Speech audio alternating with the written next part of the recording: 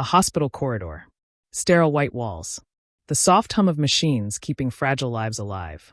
Betty Wooden sits in the prenatal wing, one hand resting protectively on her swollen belly, the other clutching a crumpled tissue. She's alone. Her husband claimed an emergency meeting that couldn't wait. Then the elevator doors open. Shawana Richardson steps out, designer heels clicking against linoleum like a countdown. Her crimson dress cuts through the institutional gray like a declaration of war. Their eyes meet. Betty knows exactly who this woman is. The confrontation erupts with surgical precision, words designed to wound, to humiliate, to erase. "He was never really yours," Shawana hisses, her smile cold and victorious. "You were just the respectable option. I'm his future." Betty tries to stand, to walk away, but Shawana blocks her path. And then it happens.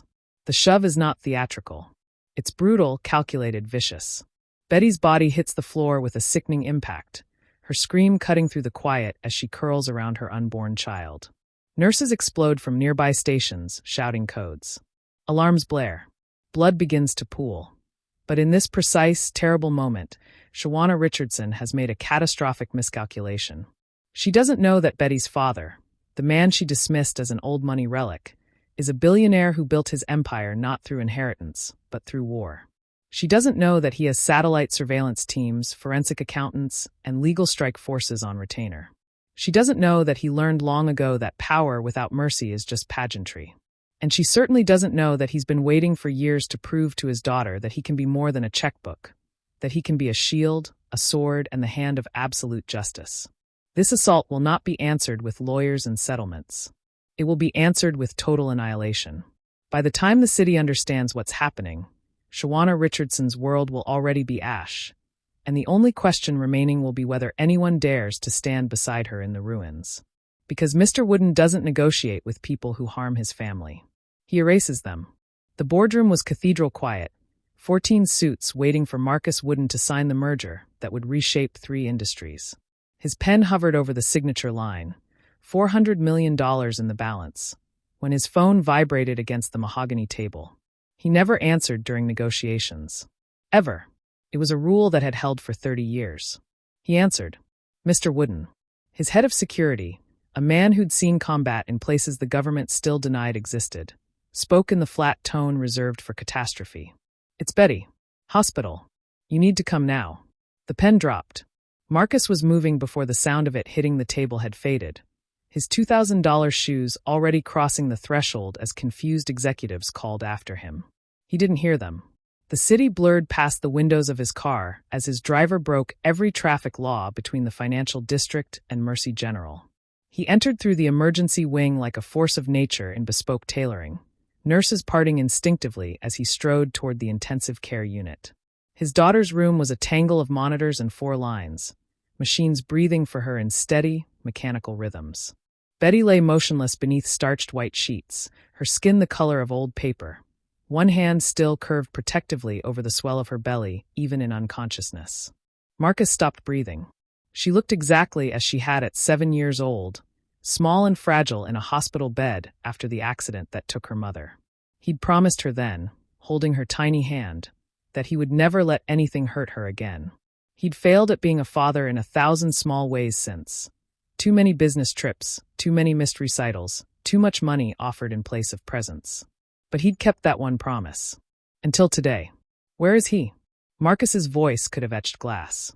The nurse attending Betty flinched. "Sir, I don't." Her husband. Where is her husband? Silence. The kind that confirmed everything. His chief counsel, Catherine Reeves, appeared at his elbow with the grim efficiency of someone who understood exactly what was about to unfold. She'd worked for Marcus for 19 years, had watched him dismantle corporate empires with the same detached precision a surgeon used to excise tumors. "Security footage is already secured," she said quietly. The attacker was identified entering through the main entrance at 2:47 p.m. Shawana Richardson, 29, your son-in-law's executive assistant for the past 18 months. She paused, letting the timeline speak for itself. Also his mistress. Marcus stared at his daughter's unconscious form, at the way her chest rose and fell only because machines willed it so. The baby's heartbeat pulsed on a monitor nearby, steady, strong, unaware of how close it had come to never existing at all. The husband, he asked.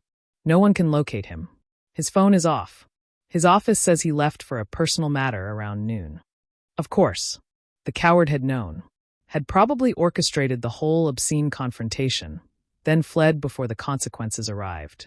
Marcus felt something inside him crystallize into a substance harder and colder than anything he'd ever experienced in 40 years of cutthroat business warfare. This wasn't business anymore. He reached out, carefully taking Betty's hand, the one not pierced by needles and tubes, and held it between both of his own. Her fingers were cold, small, trusting even now.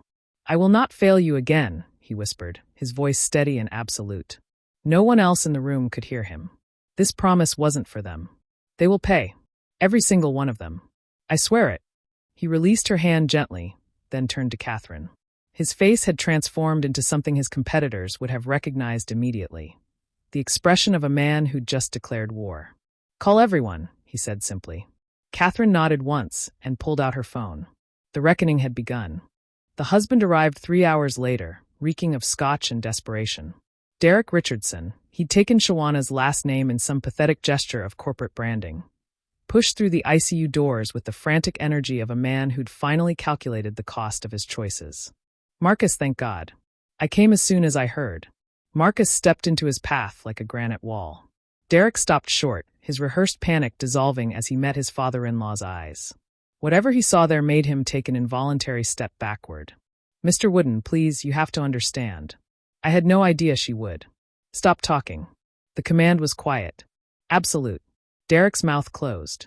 Marcus pulled out his phone with the deliberate care of a man loading a weapon, tapped the screen twice, and turned it toward Derek. The hospital security footage played without sound, but sound wasn't necessary. The timestamp read 2:47 p.m. Shawana Richardson in her crimson dress, her face twisted with theatrical fury. Betty trying to walk away, one hand protectively cradling her belly. Then the shove, brutal, calculated, vicious. Derek's face drained of color as he watched his pregnant wife collapse, as nurses swarmed, as blood began to spread across sterile white flooring. The video looped. Played again. The shove. The fall. The blood. That's... Marcus, I swear to you, I didn't know she was going to. You knew she was unstable. You knew she was obsessed with your marriage. You knew your wife was here today because you told her to come alone to the appointment you were too busy to attend. Marcus's voice never rose above conversational volume, which somehow made it more terrifying. You abandoned your pregnant wife in a hospital so you could meet with your mistress's legal team about the promotion you promised her. Derek's mouth opened and closed soundlessly. Catherine pulled your calendar, your phone records, your corporate emails. Marcus pocketed his phone. You orchestrated everything except the violence itself. But you knew the players. You created the circumstances. You lit the match and walked away. I love Betty. Don't. The single word cut like a blade. Don't insult what you clearly don't understand. Derek's hands trembled. What do you want from me? Nothing. Marcus said it with the finality of a door closing. You are not my son. You were never my son. You're a coward who sold my daughter's safety for a corporate promotion and a younger woman's attention. You are no longer relevant to this family or anything it touches. He stepped aside, gesturing toward the exit with cold courtesy. Leave. Now. Before I call security and have you removed like the stranger you are. Derek stood frozen, perhaps waiting for negotiation, for compromise, for the transaction that solved everything in his world. But Marcus had already turned away, returning to his daughter's bedside as if the man behind him had simply ceased to exist. After a long moment, Derek walked toward the elevator. He did not look back. Claude can make mistakes. Please double-check responses. Betty woke on the third day, her eyes fluttering open to the soft glow of afternoon light filtering through hospital blinds. Marcus was there immediately, rising from the chair where he'd maintained vigil through 72 hours of medical uncertainty. The doctors had warned him about brain swelling, about the risk to the baby, about complications they couldn't predict. He'd listened to all of it with the same granite composure he brought to hostile takeovers, but his hand had never left hers. Papa.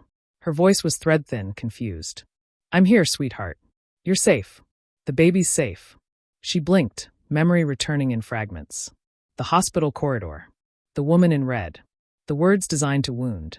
Then the shove, the terrible moment of freefall, the impact that stole her breath and consciousness in the same instant.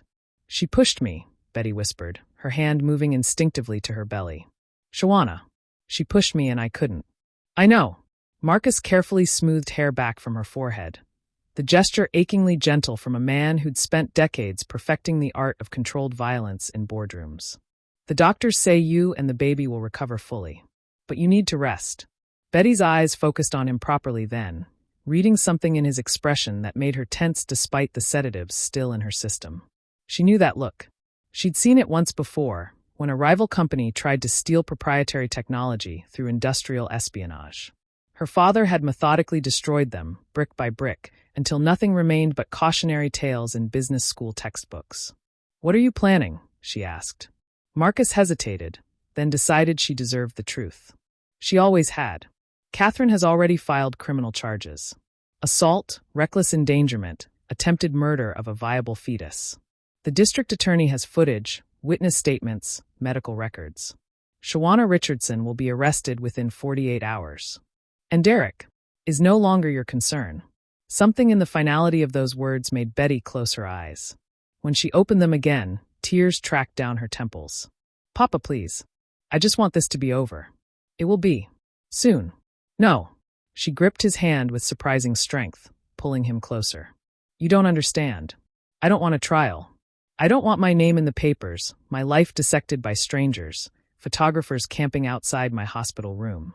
I don't want to be the pregnant wife attacked by her husband's mistress. I don't want to be a story. Her voice cracked on the last word, rising toward panic. I just want to disappear. We could leave the city. You have houses everywhere, London, Singapore, anywhere. We could go where no one knows us, where I can have my baby in peace and never think about any of this again. Please, Papa. Please just let me run. Marcus felt something twist in his chest. This was his fault too. He'd raised her in a world where scandals were managed with money and distance, where problems were solved by writing checks and changing zip codes. She'd learned that visibility meant vulnerability, that the only safety came from hiding. He'd taught her to run. Sweetheart, look at me. Betty met his eyes, hers bright with tears and desperate hope. If we run, she wins, Marcus said quietly. Not just legally. Catherine assures me the case is airtight regardless of our cooperation. But morally, spiritually, she gets to walk away believing that violence works, that cruelty succeeds, that powerful men will always choose their daughter's comfort over justice. I don't care what she believes, but I care what you believe. He squeezed her hand gently. For 30 years, I taught you that money could fix anything, that influence meant never having to face consequences publicly, that the wealthy solve problems in silence. I was wrong. He leaned forward, holding her gaze with the same intensity he brought to billion-dollar negotiations. We will not run. We will stand. We will speak the truth in the brightest possible light. And when this is over, you won't have peace because you hid from the world. You'll have peace because the world saw what happened to you, believed you, and delivered justice. I'm scared, Betty whispered. I know, but I'll be standing right beside you. And this time, I won't fail you by offering money or distance. I'll give you something far more valuable. What? The truth, and the certainty that speaking it will set you free. Betty closed her eyes, fresh tears sliding down her cheeks. After a long moment, she squeezed his hand back. Okay, she breathed. Okay. The emergency board meeting convened at 6 a.m. in the Wooden Industries Tower, 43 floors above a city still dark with pre-dawn shadows. 12 board members arrived within 90 minutes of Marcus's call, understanding that a summons at this hour meant something seismic was about to occur. They filed into the glass-walled conference room with coffee and speculation, finding their chairman already seated at the head of the table, his expression carved from ice. Catherine Reeves stood beside him, a tablet glowing in her hands and a stack of folders arranged with military precision on the polished surface. Thank you for coming on short notice, Marcus began without preamble. I'm calling an immediate vote to withdraw all Wooden Industries credit facilities, investment capital, and partnership agreements from Richardson Drake Technologies, effective within 24 hours. The silence lasted exactly 3 seconds before it shattered. Marcus, that's $40 million in active credit lines. Immediate withdrawal would trigger catastrophic defaults. Not just Richardson Drake, but 7 subsidiary companies dependent on that capital structure. Marcus let them speak, watching the panic spread across faces of men and women who'd built careers on measured risk and predictable returns. When the objections finally exhausted themselves, he nodded to Catherine. She tapped her tablet. The room's main screen illuminated with a financial flowchart showing Wooden Industries' exposure to Richardson Drake. Credit facilities, joint venture investments, supply chain partnerships, real estate holdings. $47 million in total exposure, woven through Derek Richardson's company like a support structure holding up a condemned building. Derek Richardson is no longer married to my daughter, Marcus said quietly. But that's not why we're here. Catherine swiped. The screen changed to hospital security footage. Several board members flinched as they watched Shawana Richardson shove a visibly pregnant Betty Wooden to the floor. The video played twice. No one spoke. Shawana Richardson was Derek Richardson's executive assistant, Marcus continued, his voice perfectly level. She accompanied him to 4 client meetings hosted by Wooden Industries. She had access to our proprietary client information through partnership protocols. She was given credentials to our corporate systems because Derek Richardson vouched for her integrity. He paused, letting that sink in. 48 hours before she nearly murdered my pregnant daughter, Derek Richardson promoted her to VP of Strategic Development and gave her signatory authority on joint venture contracts. He did this knowing she was unstable, knowing she'd been making threats, knowing my daughter was vulnerable. Thomas Brennan, the oldest board member and Marcus's closest advisor for 2 decades, leaned forward. Marcus, we all understand your anger. What happened to Betty is unforgivable. But pulling this much capital this quickly will destroy Richardson Drake entirely. Hundreds of employees will lose their jobs. Pension funds holding their stock will collapse. The market ripple effects are irrelevant. The words landed like a judge's gavel. Marcus stood, buttoning his suit jacket with the same precise care he brought to every gesture. Wooden Industries has prospered for 40 years because we've maintained one inviolable standard. We do business with people who share our values. Integrity, accountability, basic human decency. He gestured to the frozen image on the screen. Shawana mid-shove, Betty mid-fall. Derek Richardson failed that standard catastrophically. He elevated a woman who committed attempted murder. He created the circumstances that nearly killed my daughter and grandchild. He used our corporate partnership as leverage to build credibility he didn't deserve. Marcus's voice remained steady, surgical. And he did all of this while betraying not just his marriage vows, but every professional commitment he made to this organization. Sarah Chun, the CFO, cleared her throat. If we withdraw this aggressively, the PR implications will be managed with complete transparency, Marcus interrupted. Our public statement will read, Wooden Industries is immediately withdrawing all financial partnerships with Richardson Drake Technologies due to fundamental failures in corporate integrity and moral standards incompatible with our organizational values. That's commercial execution, another board member protested. The SEC will investigate. Competitors will claim personal vendetta. Let them investigate. Let them claim whatever they want. Marcus placed both palms flat on the table, leaning forward. I will not allow Wooden Industries to remain complicit in propping up a man who endangered my daughter's life for a promotion and a mistress. I will not allow our capital to shield him from the consequences of his cowardice. He straightened. We vote now. All in favor of immediate withdrawal of all Wooden Industries partnerships, investments, and credit facilities from Richardson Drake Technologies. One by one, hands rose. Some reluctantly, some immediately. But within 30 seconds, the vote was unanimous. Motion carries, Marcus said. Catherine, execute immediately. By noon, Derek Richardson's company would be in freefall. By sunset, it would cease to exist. Marcus returned to his private office as the sun broke over the city skyline, painting the glass towers in shades of amber and blood. He'd been awake for 60 hours straight, sustained by purpose and the kind of cold fury that sharpened rather than clouded judgment. Catherine followed him inside, closing the door on the chaos they'd just unleashed in the markets. Derek's company lost 40% of its value in the first hour of trading, she reported. His CFO is already fielding bankruptcy attorneys. Good. Now we focus on her. Catherine nodded, opening her tablet to a preliminary file that had been growing since the moment Shawana Richardson's name first appeared in hospital records. Our intelligence team has been working around the clock. But if you want something comprehensive enough to guarantee prosecution. I want everything, Marcus interrupted. Not just the assault. I want her entire life dissected, analyzed, and weaponized. Every lie she's told, every rule she's broken, every corner she's cut to get where she is. I want a dossier so airtight that no amount of money or lawyers can create reasonable doubt. He checked his watch.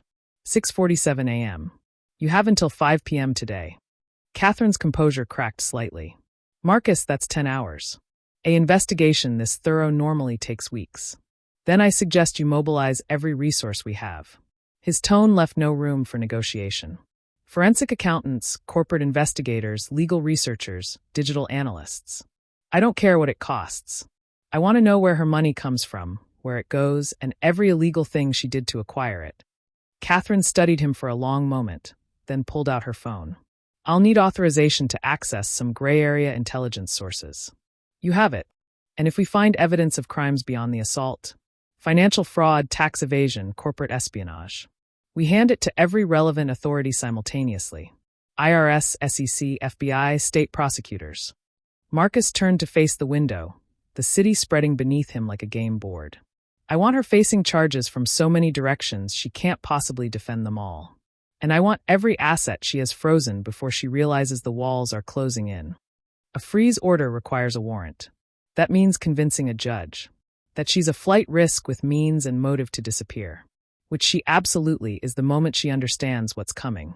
He glanced back at Catherine. How much does she have? Catherine swiped through screens. Preliminary estimates suggest $2 million in liquid assets, maybe another $3 million in real estate and investments. She's been living well beyond her corporate salary for 18 months. Then find out where that money came from. Derek was paying her through shell companies? Embezzlement? Kickbacks from vendors? I don't care which crime it is, but there's always a crime. Catherine was already typing, messages flying to team leaders scattered across 3 continents. Marcus had built his intelligence network over decades. Former CIA analysts, corporate investigators, white-hat hackers who could find digital breadcrumbs in systems most people didn't know existed. Individually, they were extraordinarily talented. Collectively, operating under unlimited budget and urgent deadline, they were devastating. What about her media connections? Marcus asked. Derek mentioned she had a crisis management consultant on retainer. James Voss. Reputation management specialist. Very expensive, very effective. He's gotten 3 executives acquitted of serious charges in the past 5 years by controlling the narrative before prosecutors could build momentum. Then we move faster than he can react. Marcus pulled up his own phone, scrolling through contacts accumulated over 40 years of high-stakes business warfare. I want the warrant secured before she even knows she needs a lawyer. That means we need evidence in the hands of law enforcement by noon, a judge willing to sign emergency orders by 3 p.m., and asset freeze execution before market close. That timeline is achievable if everyone does their job perfectly. He met Catherine's eyes. She nearly killed my daughter. She's arrogant enough to think her connections and Derek's money will protect her. And she's already planning her next move. Voss doesn't come cheap, which means she's expecting trouble. Catherine nodded slowly, her expression shifting into the focused intensity Marcus recognized from 1,000 corporate battles. I'll coordinate with the DA's office. If we deliver evidence of financial crimes alongside the assault charges, they can argue she's systematically dismantled her paper trail and represents extreme flight risk. Exactly. And Catherine? Marcus's voice dropped to something barely above a whisper. I want her to wake up tomorrow morning and discover that every door she might have walked through has been welded shut. No escape routes. No backup plans. No wealthy boyfriend to fund her disappearance. Just consequences, arriving all at once from every direction. Understood. Catherine headed for the door, already calling her first team lead. I'll have preliminary findings in 3 hours. Marcus turned back to the window, watching the city wake up, unaware that in the building below, phones were beginning to ring, files were being opened, and a woman who thought herself untouchable was about to learn exactly how fragile power becomes when someone more powerful decides to take it away. The trap was being set. By sunset, it would snap shut. Shawana Richardson chose the steps of the Metropolitan Plaza for her press conference, a location that screamed confidence and careful staging. 12 reporters had been hand-selected by James Voss, her crisis consultant, each one vetted for their willingness to ask softball questions in exchange for exclusive access. The afternoon sun cast her in flattering light, her tailored cream suit projecting innocence and wounded dignity. Marcus watched the live feed from his office, Catherine standing beside him as forensic accountants worked frantically in the conference room down the hall. They had 7 hours left on his impossible deadline, but already the dossier was taking devastating shape. Shawana Richardson wasn't just Derek's mistress. She was a carefully constructed fraud who'd been running schemes long before she ever met him. On screen, Shawana arranged her expression into something approaching humble concern as a friendly reporter lobbed the opening question. Ms. Richardson, there are rumors circulating about an alleged incident at Mercy General Hospital. Can you address these claims? Of course. Shawana's voice carried the practiced warmth of someone who'd rehearsed this moment extensively. I'm honestly heartbroken that I even need to address such ridiculous accusations. Yes, I visited the hospital that day. I went to check on a colleague who'd been admitted for routine prenatal observation. We had a brief, perfectly civil conversation in a public hallway. That's all. She paused, letting manufactured emotion creep into her voice. What happened afterward, this cruel smear campaign, is the desperate act of a wounded, powerful man who can't accept that his daughter's marriage fell apart for reasons that had nothing to do with me. Marcus's expression didn't change, but Catherine saw his jaw tighten almost imperceptibly. Another reporter, this one clearly working from Voss's script, asked with performative sympathy, "Are you saying Marcus Wooden is orchestrating these rumors?" "I'm saying that when wealthy men don't get what they want, they use their resources to destroy the people they blame." Shawana looked directly into the camera, her confidence absolute. Marcus Wooden has unlimited money and connections. He can make phone calls that ruin careers, file lawsuits that bankrupt families, leverage media relationships to print whatever narrative serves his interests. She shook her head sadly, the gesture worthy of an actress. But here's what he can't do. He can't change the fact that I have done absolutely nothing wrong. This is a transparent attempt to make me a scapegoat for his daughter's failed marriage. And I won't be intimidated by it. A bolder reporter, one not on Voss's preferred list, spoke up. "Ms. Richardson, there are reports that you've hired James Voss, one of the most expensive crisis management attorneys in the city. Why would you need that level of representation for a ridiculous smear campaign?" Shawana's smile didn't falter. "Because I've learned that in this city, the truth isn't enough when you're facing someone with Marcus Wooden's resources. I'm protecting myself against a man who's already destroyed my employer's company out of spite. He withdrew $40 million in funding overnight, putting hundreds of people out of work, because he couldn't control his daughter's personal life." She leaned forward slightly, playing to the cameras. "Ask yourselves, what kind of man uses corporate warfare as a weapon in a family dispute? What kind of father is so vindictive that he'll ruin innocent people's livelihoods over a marriage that was already broken?" Marcus made a small sound that might have been a laugh if it contained any humor. "She's good," Catherine observed quietly. "She's flipping the narrative, making you the villain, herself the victim of wealthy male rage." "She's also committing perjury on camera," Marcus replied. "Keep recording everything." On screen, Shawana was warming to her theme, her confidence building with every softball question. Here's what Marcus Wooden doesn't understand about the modern world. You can't just throw money at problems and make them disappear anymore. You can't silence women who refuse to be intimidated. And you certainly can't expect the public to believe that a billionaire tycoon's vendetta against his daughter's marriage somehow represents justice. She stood taller, practically radiating self-righteous fury. "I'm not going anywhere. I'm not backing down. And I'm certainly not going to be bullied into confessing to something I didn't do just because a powerful man demands it. If Marcus Wooden wants to come after me, he can do it in court where his money matters less than the actual facts." The press conference continued for another 10 minutes, Shawana growing more confident with each question, her performance polished and compelling.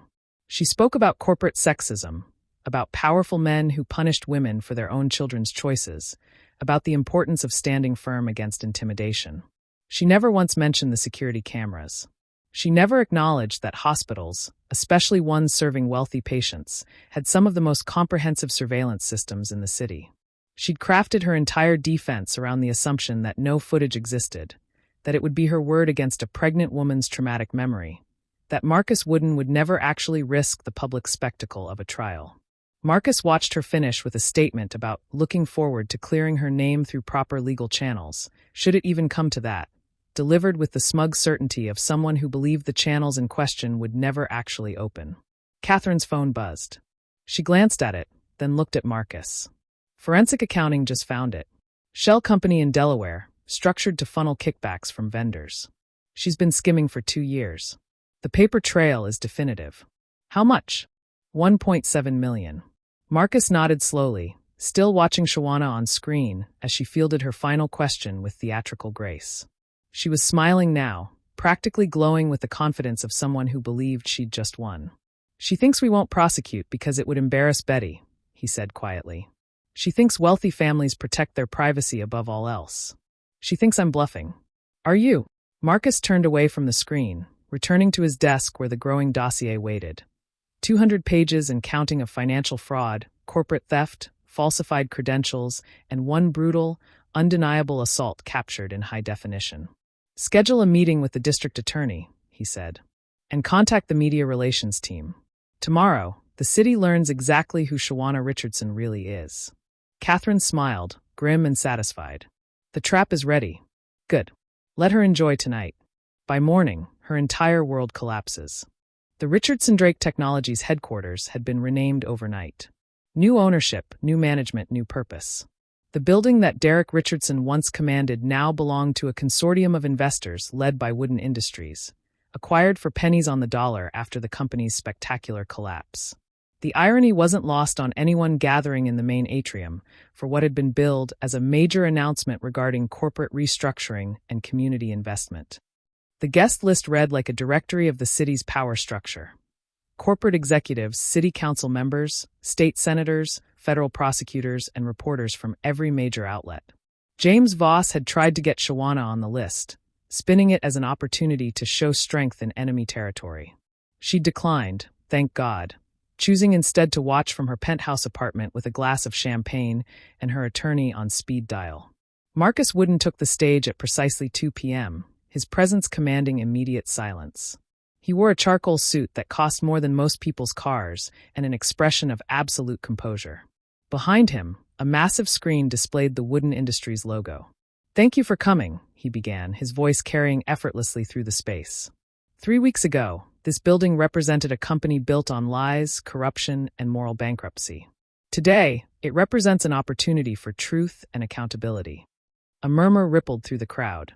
This wasn't the corporate restructuring speech they'd expected. My daughter, Betty Wooden, was attacked 3 weeks ago in the prenatal wing of Mercy General Hospital. She was 8 months pregnant. She was alone.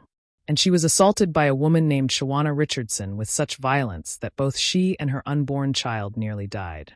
The murmur became a wave of shock. Cameras swiveled, reporters typing frantically. Marcus waited for the noise to settle before continuing. Yesterday, Ms. Richardson held a press conference on the steps of Metropolitan Plaza. She called the reports of this assault a ridiculous smear campaign. She suggested I was orchestrating a vendetta. She claimed she had done absolutely nothing wrong. Marcus gestured to the screen behind him. I'm here today to provide absolute clarity on what actually happened. The Wooden Industries logo dissolved. Hospital corridor footage appeared, time-stamped and verified by 3 independent security firms. The angle was perfect, capturing the entire width of the hallway in high definition. The audience watched in horrified silence as Shawana Richardson, unmistakable in her crimson dress, approached a visibly pregnant Betty Wooden. Even without audio, the aggression was obvious. Shawana's body language predatory, Betty's defensive. Then Shawana stepped forward, placed both hands on Betty's shoulders, and shoved with deliberate, vicious force. Betty's body hit the floor with sickening impact. The camera captured her scream, silent in the footage but visible in every line of her body as she curled protectively around her belly. Nurses exploded from nearby rooms. Blood began to pool. The footage continued playing, showing the full horror of the aftermath. The emergency response, the chaos, the moment Betty stopped moving entirely. The timestamp in the corner was irrefutable. 2:47 p.m., 3 weeks ago. When the screen finally went dark, the silence in the atrium was absolute. That, Marcus said quietly, is what Shawana Richardson called a brief, perfectly civil conversation in a public hallway. He let the statement hang in the air, watching dozens of reporters simultaneously reach for their phones. This morning, the district attorney filed formal charges against Ms. Richardson: aggravated assault, reckless endangerment of a child, and attempted murder. Additionally, the Securities and Exchange Commission, the Internal Revenue Service, and the FBI have opened investigations into financial crimes including corporate fraud, tax evasion, and embezzlement totaling over $1.7 million. The screen behind him illuminated again, this time showing documentation, bank transfers, shell company structures, falsified invoices. Each page bore official seals from multiple federal agencies. Ms. Richardson spent 2 years systematically stealing from this company and its partners. She falsified her credentials to obtain her position.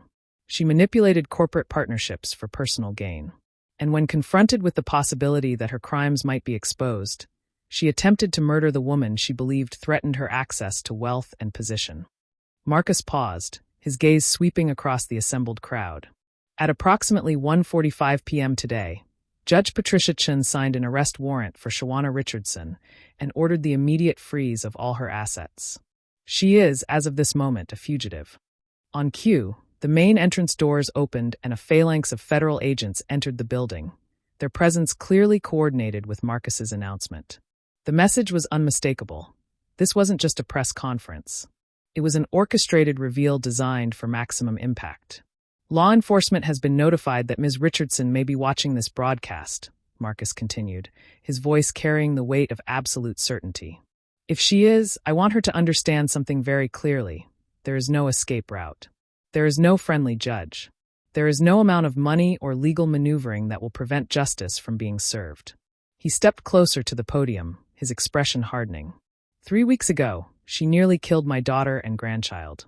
Yesterday, she stood before cameras and lied with absolute confidence, believing that wealthy families like mine would choose privacy over prosecution. She was wrong. The screen behind him split, showing the assault footage on one side and Shawana's press conference on the other. Her smiling face declaring her innocence juxtaposed with the brutal reality of her crime. I am not here to hide. I am not here to negotiate. I am here to ensure that everyone in this city understands exactly who Shawana Richardson is and what she's done. The evidence is irrefutable. The charges are filed. The warrant is active. Marcus glanced toward the federal agents assembling near the exits. And as of right now, there is nowhere left to run. Across the city, in her penthouse apartment, Shawana Richardson dropped her champagne glass. The television showed her own face beside footage of her shoving a pregnant woman to a hospital floor. Her phone began ringing. James Voss, probably, scrambling to salvage what could no longer be salvaged. She didn't answer. She was already moving toward her bedroom, toward the go-bag she'd prepared because despite all her confidence, some part of her had always known this moment might come. But when she reached for her passport, she found her hands shaking too badly to open the drawer. Marcus Wooden's voice continued from the television, calm and inexorable. Justice is not a negotiation. It is not for sale. And it is finally unavoidable. The courthouse steps were a circus of satellite trucks and reporters 3 weeks after Marcus's explosive press conference. The trial of Shawana Richardson had become the kind of cultural moment that transcended typical criminal proceedings, a referendum on power, privilege, and whether wealthy people actually faced consequences for their actions. Every major outlet had sent their top legal correspondents. Court TV was broadcasting live. Social media had divided into camps, though the video evidence made it difficult for even Shawana's most determined defenders to maintain their positions. Marcus arrived with Betty 20 minutes before the proceedings were scheduled to begin, their car pulling into the secure underground entrance to avoid the media gauntlet. Betty moved carefully, one hand resting on her now flat stomach. She'd given birth to a healthy daughter 2 weeks earlier, a miracle the doctors attributed to luck and immediate medical intervention. The baby was home with a nurse, and Betty had insisted on being here despite her father's concerns about her recovery. I need to do this, she told him that morning. Not for revenge. For closure. The courtroom was packed beyond capacity, observers crammed into every available seat, while overflow crowds watched from monitors in adjacent rooms. Shawana sat at the defense table in a navy suit carefully chosen to project humility and remorse, her expensive legal team arranged around her like a protective wall. James Voss had abandoned her the day after the press conference, his reputation management skills no match for video evidence and federal charges. Her current attorneys were competent, but clearly fighting an unwinnable battle. The evidence presentation had taken 3 days. The prosecution had been methodical and devastating, building their case with the kind of overwhelming documentation that left no room for alternative narratives.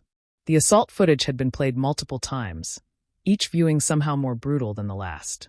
Medical experts testified about the severity of Betty's injuries, the risk to her unborn child, the permanent trauma to her pelvis that would complicate future pregnancies. Then came the financial crimes. Forensic accountants walking the jury through shell companies, falsified invoices, kickback schemes spanning 2 years. The embezzlement alone would have warranted significant prison time. Combined with the assault charges, Shawana was facing decades. Her defense had been predictably weak. Claims of misunderstanding, suggestions that the hospital shove was accidental despite the video evidence, desperate attempts to paint Betty as a vindictive woman orchestrating a frame-up with her billionaire father's resources. The jury's expressions made it clear they weren't buying any of it. Now, on the final day, Judge Patricia Chun had offered Betty the opportunity to deliver a victim impact statement before sentencing. Betty had spent the previous night writing and rewriting, her father sitting beside her in supportive silence, letting her find her own words. She stood now, moving to the podium with the measured grace of someone who'd spent the past month learning to walk without pain. Her voice, when she spoke, was quiet but steady. 3 months ago, I was a woman who believed that silence was safety. That if I kept my head down, avoided conflict, and didn't make waves, I would be protected from the ugliness of the world. She paused, glancing briefly at Shawana, who stared at the table in front of her. I was wrong. Betty's hands tightened on the podium. Shawana Richardson didn't attack me because I provoked her. She attacked me because she believed she could. Because she'd spent years learning that beautiful, confident women who align themselves with powerful men face no real consequences for cruelty. Because she thought my father's wealth meant I would hide, settle quietly, and let her continue living as if my life, and my child's life, were acceptable collateral damage in her ambition. The courtroom was absolutely silent. When I woke up in the hospital, I begged my father to let me run. To take me somewhere far away where no one would know my name or what happened to me. Where I could raise my daughter in peace without reporters and trials and public exposure. Her voice caught slightly.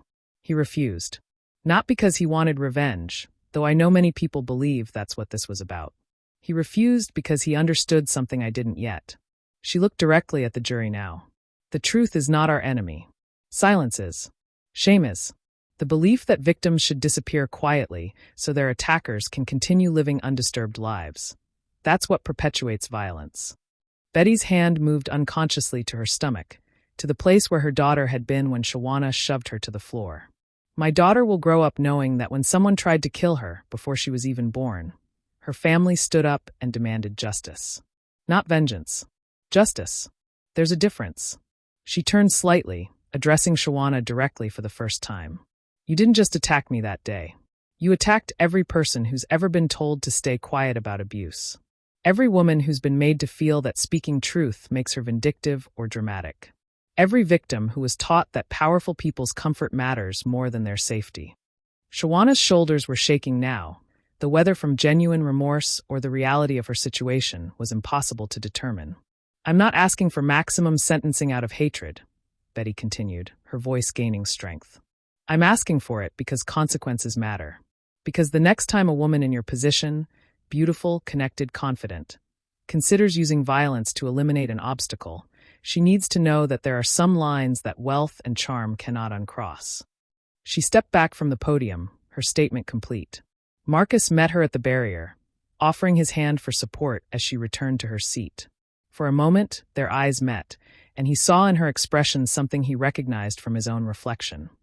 The quiet certainty that comes from choosing integrity over expedience. Judge Chen reviewed her notes, then looked up at Shawana Richardson. The defendant will rise. Shawana stood on shaking legs, her attorneys flanking her. Shawana Richardson, you have been found guilty of aggravated assault, reckless endangerment of a child, attempted murder, and 12 counts of financial fraud. The evidence against you is overwhelming and irrefutable.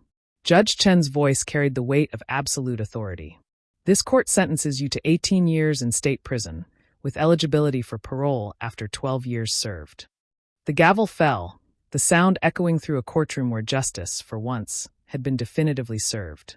6 months after the trial, Marcus Wooden stood before a different kind of audience in a different kind of venue. The grand ballroom of the Riverside Hotel was filled not with reporters hungry for scandal or executives calculating market advantage, but with advocates, survivors, legal scholars, and nonprofit directors who'd spent years fighting battles that rarely made headlines. The announcement had been cryptic, a major philanthropic initiative from Wooden Industries, and speculation had run wild about what the billionaire who'd orchestrated the most public takedown in recent memory would do next. Betty sat in the front row, her daughter, named Catherine, after the chief counsel who'd helped build their case, sleeping peacefully in her arms. She'd regained her strength over the past months, though she still walked with a slight hesitation when she was tired, a permanent reminder of the day her life had nearly ended on a hospital floor. The physical scars were healing.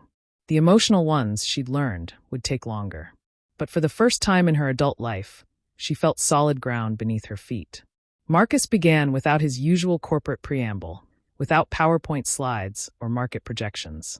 6 months ago, my daughter was nearly murdered by a woman who believed that beauty, connections, and proximity to power made her untouchable. She was almost right. The room was utterly still, the weight of those words settling over everyone present. The only reason Shawana Richardson is now serving 18 years in prison is because we had resources most families don't have. Unlimited legal budgets, corporate investigators, forensic accountants, media connections, political leverage. We could afford to fight a war that most victims can't even imagine waging. He paused, his gaze sweeping across the assembled advocates. That reality, that justice depends more on wealth than truth, is unacceptable. And it ends today. Behind him, the screen illuminated with a simple logo, the Catherine Betty Initiative for Justice and Safety. I'm announcing the creation of a permanent foundation with an initial endowment of $200 million, dedicated to ensuring that every survivor of violence has access to the same quality of legal representation, investigative resources, and protective services that my daughter received. The number hit the room like a shockwave. $200 million wasn't a corporate donation or a tax write-off. It was a complete restructuring of how justice could be accessed. Marcus continued, his voice steady and deliberate. The foundation will operate on 4 principles. First, immediate response. When a survivor reports an assault, they shouldn't have to wait weeks for overworked public defenders or navigate complex legal systems alone. Our rapid response teams will provide experienced attorneys within 24 hours of initial contact. The screen behind him changed, showing organizational charts and service models developed over months of consultation with survivors' advocates. Second, investigative parity. Wealthy defendants hire private investigators, forensic experts, and crisis management consultants. Survivors get whatever the state can afford, which is often nothing. We're funding independent investigative units specifically dedicated to assault cases, ensuring that evidence is gathered with the same rigor that protected my daughter. Betty watched her father speak, seeing him transformed. This wasn't the detached billionaire who'd spent her childhood prioritizing deals over dinner, or the vengeful father who'd systematically destroyed everyone who'd harmed her. This was someone she'd never quite seen before, a man who'd taken his capacity for strategic warfare and redirected it toward building something that would outlast him. Third, media advocacy. Shawana Richardson tried to control the narrative through expensive crisis consultants and friendly press conferences. Most survivors don't have that option, and neither do defendants with resources. We're establishing a media advocacy division that helps survivors tell their stories accurately and safely, countering misinformation before it takes root. He gestured to several people in the front rows, journalists, documentary filmmakers, digital media specialists who'd agreed to serve on the initiative's advisory board. Fourth, and most importantly, systemic reform. Individual cases matter, but the system that allows violence to flourish matters more. The foundation will fund legislative advocacy, judicial training, law enforcement accountability measures, and research into why wealthy offenders so rarely face consequences proportional to their crimes. The screen showed state-by-state reform proposals, model legislation, judicial education programs. This wasn't charity. It was infrastructure. I spent 40 years building corporate empires by understanding how power works and leveraging it without mercy. I'm now dedicating the rest of my life to ensuring that power serves justice instead of subverting it. Marcus's voice carried absolute conviction. Shawana Richardson will serve 18 years. But how many other Shawanas are out there right now, confident that their connections will protect them? How many victims are staying silent because they know they can't afford to fight? He looked directly at Betty, a silent question in his eyes. She nodded once, encouraging him to continue. My daughter asked me once why I refused to let her run, why I insisted on public prosecution instead of private settlement. I told her that the truth would set her free. I was only partially right. His voice softened slightly. The truth set her free. But the resources to pursue that truth, the lawyers, investigators, the ability to withstand public scrutiny without financial ruin, those came from privilege most people will never have. Marcus stepped out from behind the podium, his posture less formal, more human. I can't undo the structural inequalities that make justice accessible to some and impossible for others. But I can use everything I've built to narrow that gap. Every connection, every dollar, every lesson learned from 40 years of corporate warfare. All of it now serves one purpose: ensuring that the next Betty Wooden doesn't need a billionaire father to see her attacker face consequences. The room erupted in applause, but Marcus raised a hand for quiet. This isn't about applause or recognition. It's about accountability. The Foundation's board will include survivors, advocates, and legal experts, not corporate executives or donors seeking influence. Every dollar will be transparently allocated. Every case we support will be publicly documented. And every year, we'll publish comprehensive reports on where justice succeeded and where it failed, so the next generation can build something even better. He returned to the podium, his concluding words simple and direct. Revenge is temporary. Legacy is permanent. For too long, I believed power meant control. My daughter taught me it means responsibility. Shawana Richardson is in prison because we could afford to put her there. My job now is ensuring that justice doesn't require a billionaire's resources. Just truth, courage, and a system finally designed to protect victims instead of powerful offenders. The event continued for another hour. Panel discussions, survivor testimonies, operational details about how the foundation would function. Betty participated briefly, speaking about the importance of choosing truth over silence, but she kept her remarks short. This was her father's moment to transform explosive revenge into enduring purpose. Later that evening, back at the family estate, Betty found Marcus on the terrace where they'd stood so many times during her childhood.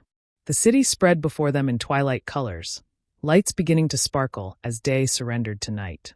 Catherine slept in Betty's arms, tiny and perfect and blissfully unaware of the war that had been fought to ensure her existence.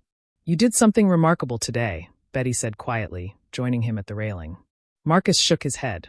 I did what I should have been doing all along. Building something that matters more than profit margins.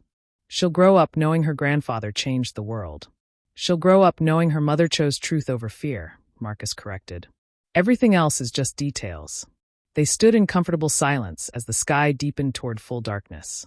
Betty thought about the hospital corridor, about Shawana's face twisted with cruelty, about the moment of impact that had nearly ended everything.